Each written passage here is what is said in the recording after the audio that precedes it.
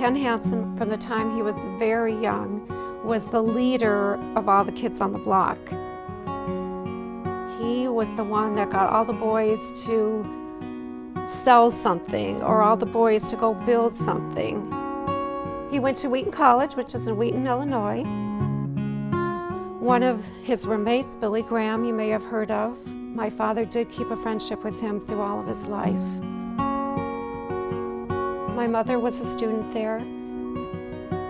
They got married in 1942, and she really wanted to be a missionary, and my father did as well. He decided that he wanted to do something unique and special in life, and he wanted to be a missionary businessman in North Africa. In 1944, in October, their first son was born.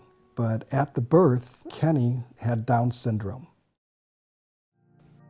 But they realized that the care for Kenny was not going to be able to happen where they wanted to serve in a pretty rugged area. So they needed to change. They had to adjust and see that God had something different for them, and they had to try and understand what that was. During this time, when Kenny was a young child, an opportunity came by another man who had started a business in 1929, and so he asked Ken to come and join him. And together they formed a company called Service Master. Our motto was, Masters of Service, Serving the Master.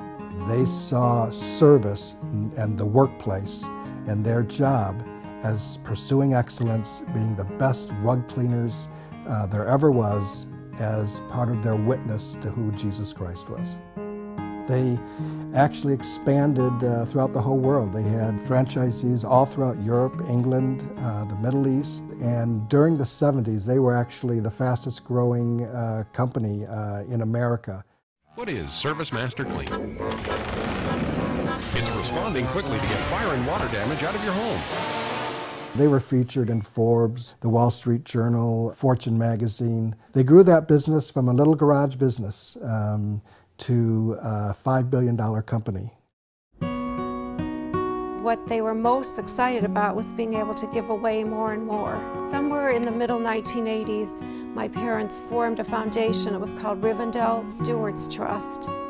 It has given, or will have, before it fades out, over $100 million to various hospitals, orphanages, well digging, scholarships, and church planting around the world.